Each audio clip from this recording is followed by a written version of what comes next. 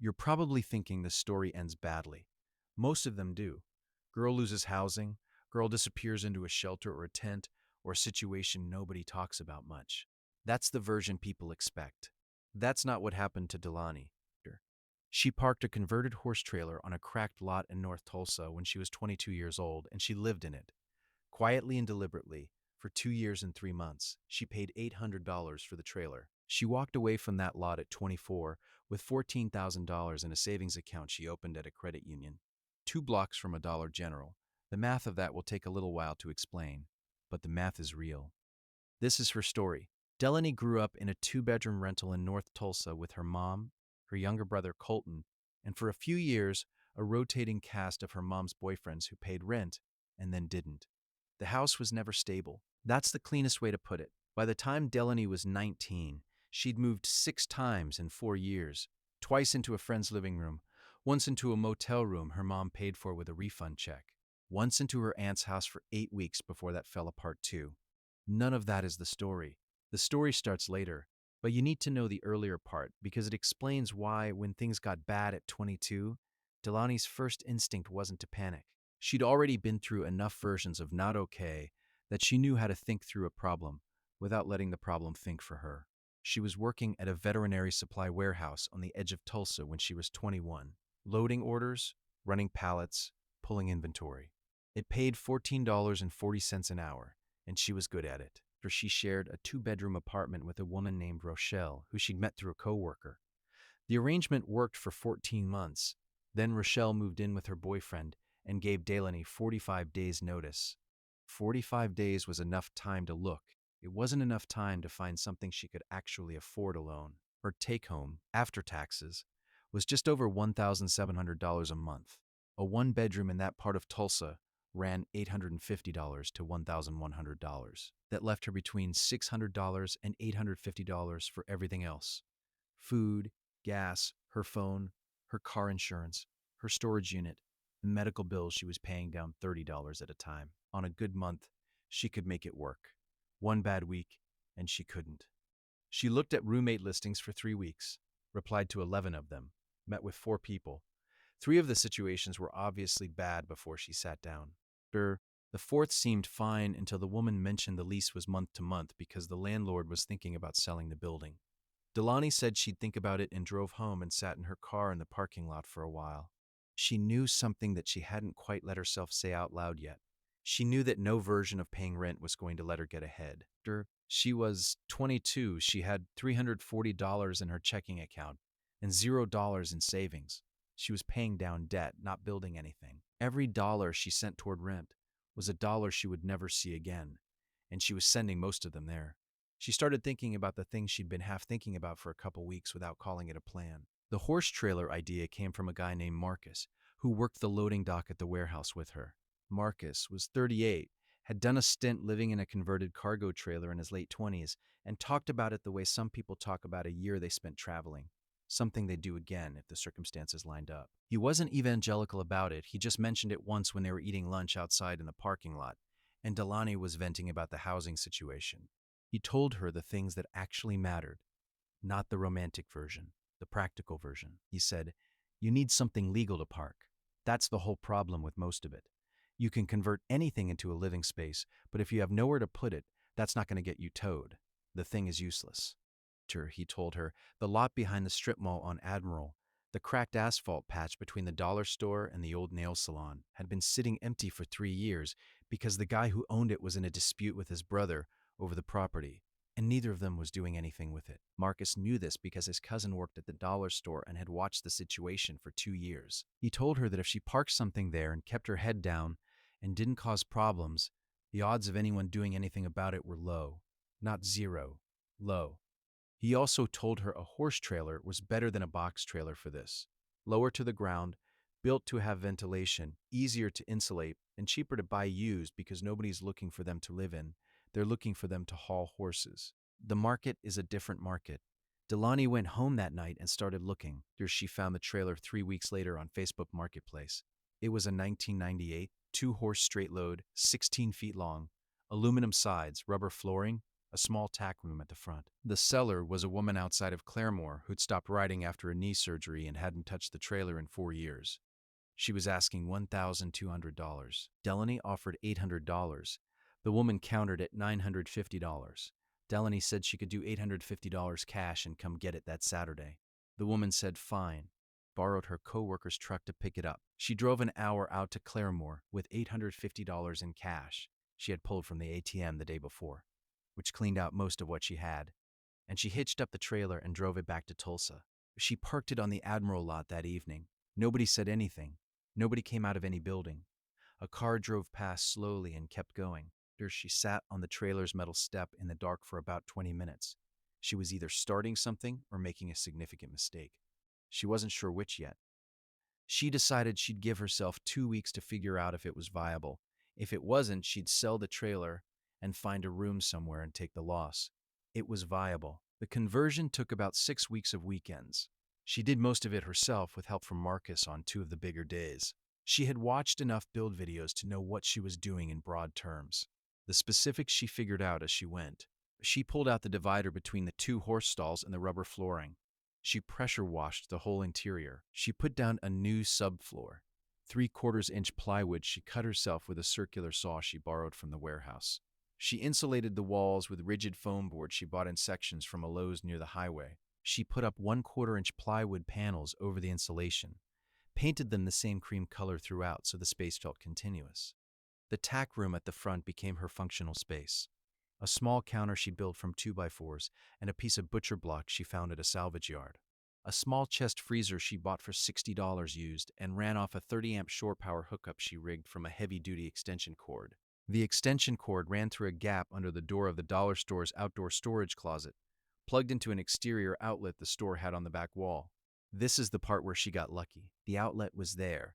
The storage closet was never locked from the outside. She ran her cord to it, put a small weather-resistant box over the connection point, and that was her power source for 2 years. The store's management changed twice during those 2 years. She was never asked about it. She had a propane camping stove for cooking. 2 small propane canisters she kept in a ventilated box outside the trailer door. She cooked every meal she ate there. She ate well. Not fancy, but actual food she made from scratch. Rice, dried beans she soaked overnight, eggs, canned tomatoes, occasionally a rotisserie chicken from the dollar store she'd stretch over 3 days. Water she handled, with 4 6-gallon water jugs she refilled weekly at the 24-hour laundromat 2 blocks away. They had a water fill station by the door, 35 cents a gallon. She filled all 4 jugs for under $1 a week. She kept 1 jug for cooking and drinking, 1 for washing dishes, 1 for a gravity-fed shower setup she built over a floor drain she'd installed in the back corner of the trailer, and 1 as backup. The gravity shower was a black sun warmer bag hung from a hook in the ceiling with a small plastic shower head screwed into the bottom. In summer, the bag would heat up in about an hour if she set it on the roof in the sun. In winter, she heated the water on the propane stove and poured it into the bag while it was hanging. The bathroom situation was what it was. She had a composting toilet she bought used for $90. She kept it in the back corner, behind a curtain she hung from a tension rod. She emptied it every 10 to 12 days at the dumpster on the back side of the lot, which she'd confirmed was collected by a private hauler and not monitored. She showered in the trailer and never used a gym membership or a shelter shower, which was the assumption most people made when she eventually told the story. Or heat. She had a small Propex propane heater bolted to the wall that Marcus had pulled from an old camper van. It ran efficiently on low. Even in a Tulsa winter, it kept the interior at 58 to 62 degrees, which she supplemented with a heavy sleeping bag rated to 0 degrees that she'd bought at a military surplus store for $35. In summer, a 12-volt fan ran off a 100-watt solar panel she'd mounted on the roof with hardware store brackets. The solar panel charged a battery that also ran 2 small LED strip lights, her phone charger, and the fan, where she ran no air conditioning. She opened the vents and the small window in the tack room and kept the fan on at night. Oklahoma summers are real. She was not always comfortable. She was never in danger, for she kept the outside of the trailer clean, swept the area around it, never had more than 2 visitors at a time, and only people she trusted completely. She looked to anyone who didn't stop to think about it, like a trailer that was parked there while its owner was using the adjacent businesses. Here is what she was spending. Before the trailer, in the apartment she shared with Rochelle, she was spending roughly $900 to $950 a month between rent, utilities, and groceries. She had nothing left at the end of most months. Some months she pulled slightly ahead. Most months she broke even. After the trailer, her monthly cost looked like this. The propane she used for cooking and heating ran her about $30 to $40 a month. In winter, closer to $15 in summer. The water was under $5 a month. Her phone bill was $35 a month on a prepaid plan. Her car insurance was $78 a month. She kept her car, a 2009 Civic with 147,000 miles on it, and that car was important. It was where she changed clothes when she needed to, where she sat when she needed a private phone call, where she drove to work every morning, like nothing in her life was unusual. Her car was the public-facing version of her life. The trailer was the part nobody saw. Her food costs ran about $120 to $140 a month. She bought in bulk when things were on sale, or she cooked almost everything herself. She went to a restaurant maybe once a month, usually a diner near the warehouse, where she'd get a coffee and a plate of eggs and sit for an hour reading. The storage unit she'd been paying $55 a month for. She canceled after 2 months. She moved what mattered into the trailer and donated the rest. Her total monthly expenditure across everything ran between $280 and $320 a month. She made $1,700 a month take home. She saved between $1,380 and $1,420 a month over 2 years and 3 months, 27 months.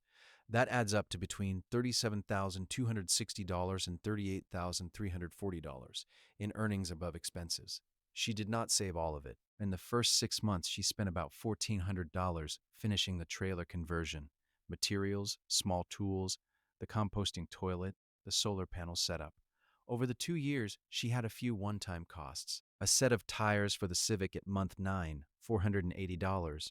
A vet bill for a stray cat she'd started feeding and then couldn't stop feeding, $220 over 2 visits, and a few months where work slowed and she picked up fewer hours. The $14,000 she walked out with was what was left after a decision she made at month 18. At month 18, she opened a separate account and started putting money into it with a specific number in mind. She had been thinking about the thing she actually wanted. Not vaguely, specifically. She had grown up watching her mom never own anything. Never a house, never property, never anything that couldn't be taken back when the rent stopped. What Delaney wanted was land, a small piece of land she owned outright. Not in Tulsa, toward the Arkansas border, where the prices were different, where an acre of land with a clearing and a water hookup was a real possibility for under $20,000. Where she had priced it out, she had driven out twice on Saturday mornings to walk parcels she'd found on county listing sites. She knew exactly what she was looking for, and approximately what it cost and how much she needed to make it happen without financing. The $14,000 was her down payment, her foundation. Not for a house, for the land under one. But she did not walk out of that trailer lot into a new apartment. She walked out with a number in the bank and a specific plan she'd been building quietly for 2 years. That's the part most people miss when they hear a version of this story. They focus on the trailer. They focus on the lack of a conventional address. They don't focus on what 2 years of that looked like from the inside, which was 2 years of someone doing math every single month, writing numbers in a notebook she kept in the glove box of her car, updating a spreadsheet on her phone every Sunday morning before she drove to the laundromat. There were things that were harder than she expected, and things that were easier. What was easier? The loneliness that people assumed she felt. She is a person who needs less social contact than average. She knew this about herself before she started. She had 2 close friends she saw regularly, Jess, who she worked with, and Marcus, who understood the situation completely and never made it strange. She talked to her brother Colton on the phone a few times a week. She was not isolated, she was quiet, which is not the same thing. Also easier, telling people. She had assumed she would need to hide it completely. Or she didn't. She told Jess at the 3-month mark, and Jess's reaction was mostly practical. She started inviting Delaney over for dinner once a week, which helped with variety. She told her supervisor at the warehouse at the 1-year mark when she needed a letter confirming her employment for a bank account application, and her supervisor, a woman named Terry who had herself rented rooms in other people's houses through most of her 30s, didn't say much about it. She asked if Delaney was okay. Delaney said she was. Terry nodded and wrote the letter. What was harder? January. January in Tulsa in a metal trailer with a propane heater. You're being careful not to run too high because you're paying for that propane is harder than anything else about it. Not dangerous. She was careful about ventilation. Had a CO detector she bought at Walmart for $19 and tested monthly. But cold mornings where the inside temperature had dropped to 48 degrees overnight, where she had to run the heater for 20 minutes before she could get out of the sleeping bag, where the water in the backup jug had a thin skin of ice on it. Those mornings were something she endured rather than enjoyed. Also harder, the weight of not telling her mom. Her mom did not know. Still doesn't, as far as Delaney has said publicly. That wasn't about shame. It was about her mom's tendency to panic on Delaney's behalf, and about not wanting anyone to panic, and about the private quality of what she was doing that she wanted to keep private until it was finished. Also harder, the cat. As she started leaving food out for a small gray tabby she'd spotted picking through a garbage bag near the dumpster in month 4. By month 6, the cat, she named him Earl, was sleeping inside on a folded-up fleece blanket she put in the corner by the heater. Earl turned out to be a manageable complication. He needed 2 vet visits over the 2 years, the deworming and the vaccines. He was good company in January. She brought him with her when she left. At the end of month 27, she had a specific number in the bank and a parcel of land she'd already identified. 2.3 acres east of Wagoner, Oklahoma, about 40 minutes from Tulsa, with a well and an easement to a gravel road. The asking price was $18,500. The owner, an older man named Gary who'd inherited it from his father and had no plans for it, agreed to sell it to her for $16,800 after 2 conversations. She put $14,000 down. She financed the remaining $2,800 through a local credit union on a 2-year note. After she drove out to the land 3 days after closing, parked her car on the gravel easement, walked the full perimeter. Earl sat in the back seat and watched through the window. She had not spent 2 years suffering through something. She had spent 2 years building a position. The difference matters. Suffering is something you endure until it ends. Building is something you're doing on purpose, towards something you can name, with a plan you wrote down in a notebook in a glove box. The trailer is still out there on the Admiral lot. She left it when she went. She doesn't know if anyone has moved it. She doesn't particularly need to know. What the 2 years did not solve, her income. She was still making $14.40 an hour at the warehouse when she left the lot. She did not graduate from this experience with a tech job or a side business or a viral social media account. She had land she owned. Or she had $0 debt, except the $2,800 note. She had a cat and a car and a plan for what came next that she was still working out. The $14,000 is not a story about becoming wealthy from nothing. It's a story about choosing a temporary condition deliberately, executing it carefully, and converting it into something permanent.